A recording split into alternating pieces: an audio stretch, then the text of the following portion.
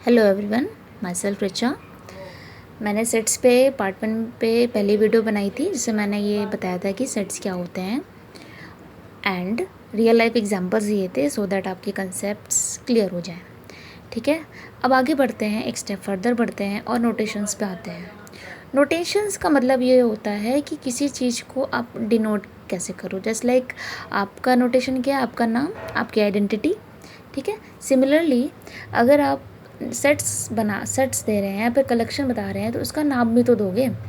तो जो सेट्स के जो नेम होते हैं, तो मैथमेटिक्स ने एक रूल डिफाइन किया है कि व्हेनेवर यू, जब भी आप सेट्स बनाएंगे, ठीक, तो आप उसको जो नाम रखेंगे वो हमेशा कैपिटल लेटर्स में रखेंगे, जैसे like A, B, C etcetera.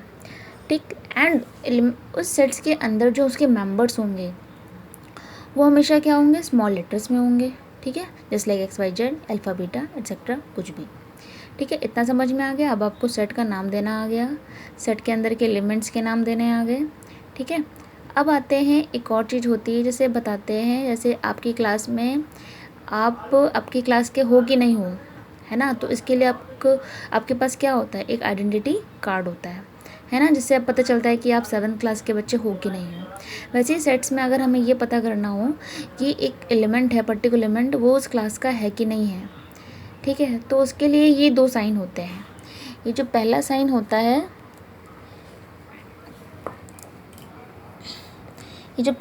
होता है, ये इसका मतलब होता है बिलोंग का मतलब होता है कि आप उस क्लास के हो कि नहीं हो। सिमिलरली ये क्या होता है, डू नॉट बिलोंग। ठीक, अब मैं एग्जांपल लेती हूँ एक, ये रहा सेट। ठीक है, ये मैंने सेट लिया। अब आप समझ सकते हो 0, 2, 4, 6, 8 क्या है। ये हैं फर्स्ट 5 होल इवन नंबर्स। ठीक है, ये उसका सेट है।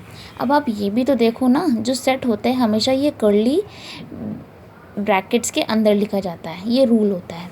सेकेंड थिंग, मैंने क्या किया, इस सेट का मैंने एक नाम दे दिया ए। जैसे मैंने यहाँ बताया कि sets are usually denoted by capital letters, therefore मैंने इस सेट का क्या नाम दिया, ए।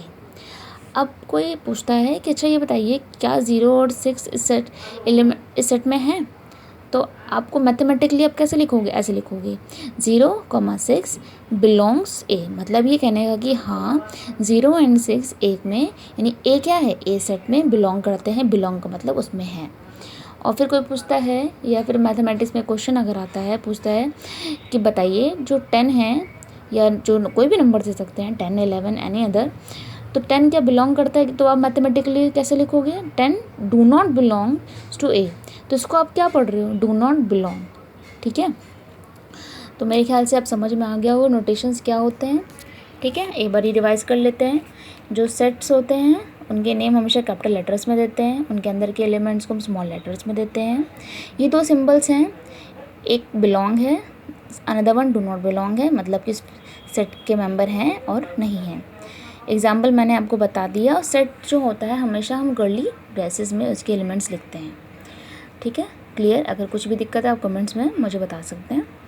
अब आते हैं second topic, representation of a set.